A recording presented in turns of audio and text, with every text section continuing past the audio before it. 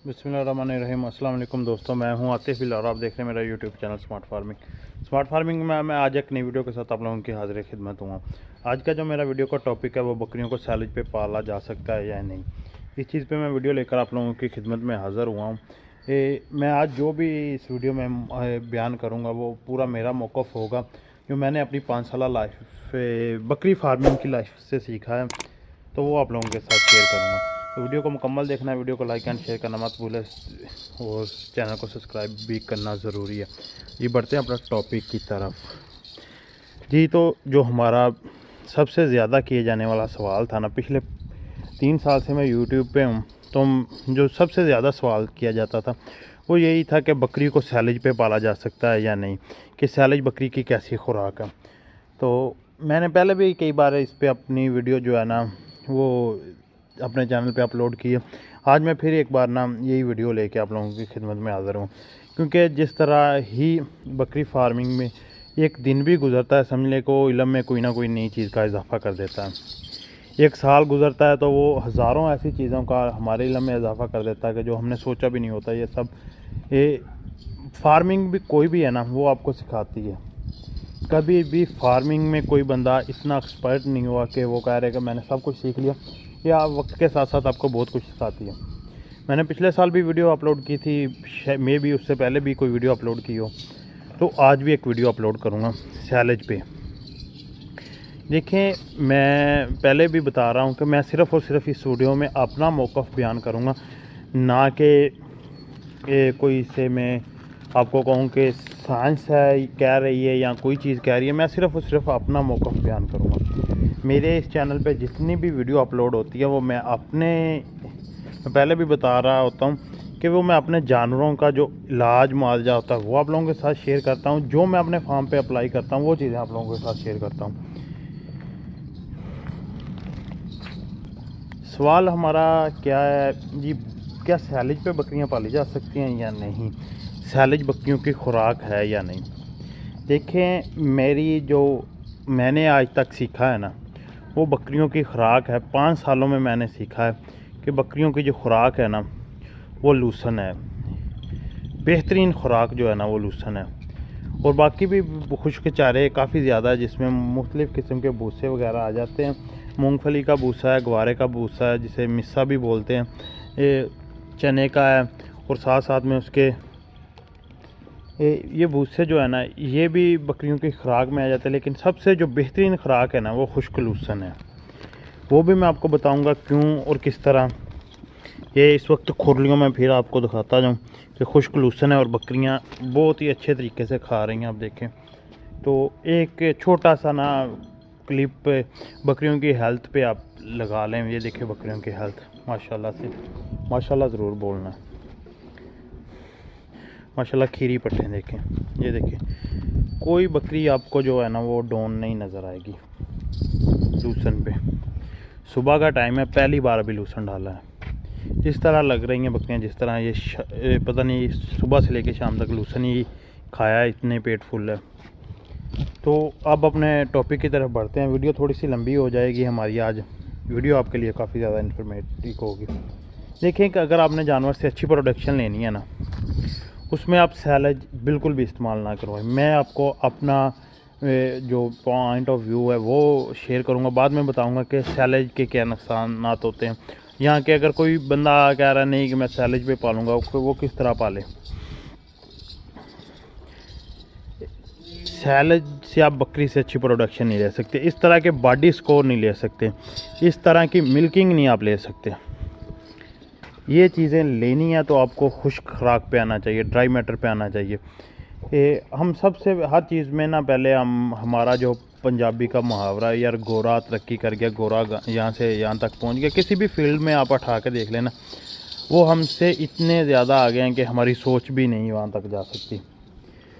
हमारे पास ये खुश्क लूसन का जो ट्रेंड है ना, या खुश्क चारे का, ये पिछले को 3-4 साल से जो है ना वो ज़्यादा आ रहा है। अब वक्त के साथ साथ ये बढ़ रहा है। पहले हमारे लोगों को पता ही नहीं था कि बकरी की क्या खुराक है, और बकरी को खुश्क लूसन भी डाला जा सकता है, क्योंकि ये एक महंगी खुराक है। लोग इस चीज़ को जो मानने को तैयार ही नहीं थे। जब इस्तेमाल किया उन लोगों में मैं भी शामिल था। जब इस्तेमाल किया गया फिर वक्त के साथ साथ पता चला कि यार ये महंगी ज़रूर है लेकिन इससे अच्छी खुराक बकरी की है ही कोई नहीं। तो अब अल्हम्दुलिल्लाह महंगी ज़रूर है लेकिन अब पता चलता है कि अगर ये महंगी है उतनी अच्छी प्रोडक्शन भी देती है जान। तो सैलेज असल खुराक है गाय भैंस की से भी हटके ज़्यादा सैलेज खुराक है गाय की।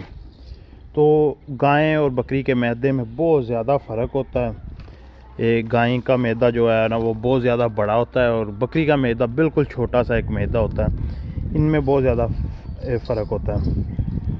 तो बकरी की जो फितरत है ना ये असल में है पत्ता खाना, यहाँ के मतलब सबज चारा जो हम शुरू से देखते आए हैं। बकरी हमेशा से देखें पौधा खाएगी पूरा। आप लूसन ले लें, ये एक पूरा पौधा है जो बकरी खाएगी। किसी दरख्त पे बकरी को छोड़ दें, हम जब से हमने सुना है कि बकरियाँ शुरू से ग्रेजिंग पे रही है, तो बकरी को आप छोड़ देना है। इसकी फितरत होगी, देखिए ये हमेशा ऊंचा जो पत्ता होगा ना उसे खाएगी, नीचे से नहीं खाएगी। बेड की जो फितरत होती है वो नीचे से उठा के खाती है, बकरी जो है ना वो ऊपर से ही खाएगी। तो जो सैलेज है देखें वो क्या चीज़ है, वो एक सब्ज़ जो चारा है ना उसका अचार डाला हुआ है। वो अचार हम बकरी को दे रहे हैं जिसमें पत्ता आप कहें ना कि उनका, अब कई लोग कहेंगे वो मकई का पत्ता भी होता है। मकई का पत्ता नहीं होता, वो मकई का एक पूरा दरख्त होता है लेकिन हम उसे पत्ता नहीं बोलते। वो एक अलग चीज़ है कि वो बकरी की खुराक ही नहीं है, हम दे रहे हैं। कुछ लोग उस पे लगे हुए हैं अभी तक, वो कह रहे हैं कि जी मेरे कुछ सब्सक्राइबर हैं, दोस्त हैं, वो यूज़ करवा रहे हैं। मैं हमेशा उनसे इसी चीज़ पे बहस करता हूँ कि यार ये चीज़ खुराक नहीं है। हाँ वक्त वो आपका टाइम पास कर रही हैं। फिर आ जाती है कि इसके मसले में आप पहले आप लोगों के साथ थोड़े से डिस्कस करूँ। जो इसमें ना एसिडिटी बहुत ज़्यादा होती है सैलेज में, और गाय का मैदा होता है बड़ा, बकरी का मैदा जो होता है छोटा। आप देखें किसी भी गाय के फार्मर को उठा के देख लेना, वो जो प्रॉपर सैलेज इस्तेमाल करते हैं वो जानवर मीठा सोडा भी इस्तेमाल कर रहे होते हैं। वो मीठा सोडा इसलिए इस्तेमाल करते हैं क्योंकि ये मैदे में जाके ना बहुत ज़्यादा बैक्टीरिया बनाते हैं जिनको वो ख़त्म करता है, खारिज करता है। बकरी में अब कुछ लोग कहेंगे कि हम यार बकरी में भी मीठा सोडा साथ में इस्तेमाल करेंगे। मैं इस चीज़ का भी आपको जवाब देता हूँ कि ये चीज़ें ना आप लोगों को वो बकरी गाय के मैदे से जो है ना बैक्टीरिया को खारिज कर देता है, और उसके बाद जो गाय का मैदा है ना वो बिल्कुल परफेक्ट हो जाता है। बकरी का मैदा छोटा होता है, इसमें कम बैक्टीरिया भी जो है ना वो अगर आपके वो मीठे सोडे के साथ ज़ाया नहीं होंगे, कोई थोड़े बहुत भी बैक्टीरिया रह गए ना तो वो आपके जानवर को जो है ना वो नुकसान देगा, जिसमें उसे पहली चीज़ है कि मोक लगने के चांसेस काफ़ी ज़्यादा होंगे। रिक जिसे बोलते हैं, मैदा ख़राब होगा तो वो चीज़ें सबसे पहले हैं। अगर जानवर को मोक लगेगी, जानवर वीक होगा और बीमारियों का अटैक होगा, ज़ाहिर सी बात है ये चीज़ें होंगी। ये चीज़ें आपको जब भी देखें जानवर को कोई भी बीमारी अटैक करती है ना, उसमें सबसे पहले मोशन जो है ना वो बकरी में मोशन आते हैं और जानवर बीमार हो जाता है। उस वजह से जानवर काफ़ी ज़्यादा वीक होना शुरू हो जाता है, वो आस्ता आस्ता अपने आप को कवर नहीं करता और नुकसान की तरफ जाता है। ये हमारी जो मैंने आप लोगों के साथ डिस्कस करना था कि बकरी को सैलेज पे पालने के ये नुकसानात हैं। इसको मैं अच्छी खुराक नहीं कहूँगा। अगर अच्छी प्रोडक्शन लेनी है तो आप खुश्क लूसन, कोई भी खुश्क खुराक पे आ जाएं। लूसन महंगा है, हर बंदा अफोर्ड नहीं कर पा रहा। अगर लूसन 4000 4200 4300 रुपये माना है ना, तो वहीं मूंगी का जो भूसा है या चने का भूसा है, ये भूसे टोटली ना ये 2000 से नीचे हैं। अब ये चीज़ें यूज़ कर लें। सैलेज जो हुआ तकरीबन 500-600 रुपये माना है तो वो सस्ता, लेकिन वो जानवर आपका ज़्यादा। एक सैलेज पे लगाने के लिए जानवर को आपको काफ़ी अरसा लग जाएगा। सैलेज खुराक नहीं है, सैलेज पे लगाने के लिए आपको कुछ अरसा दरकार होगा। उसके बाद आपके जानवर जो है ना वो सैलेज के आदी हो जाएंगे, और कभी कभार उन्हें मैदे के मसले ये वो चीज़ें साथ साथ आएंगी। लेकिन मेरी जो रिकमेंडेशन है आपको वो यही है कि सैलेज को छोड़ें, खुश खुराक पे आएँ, बकरी से प्रोडक्शन ख़रीदें, प्रोडक्शन हासिल करें और फिर अपनी फार्मिंग को कामयाब बनाएं। ये थी आज की मेरी छोटी सी वीडियो काफ़ी लंबी हो गई है। मैं पहले बता रहा था कि वीडियो हमारी आज काफ़ी लंबी होने वाली है। तो उम्मीद है कि आपको वीडियो पसंद आई होगी। अगर वीडियो पसंद आई होगी तो वीडियो को लाइक लाजमी करना है। तो इंशाल्लाह ताला नेक्स्ट व्लॉग में मिलेंगे, तब तक के लिए दीजिए इजाज़त। अल्लाह हाफिज़।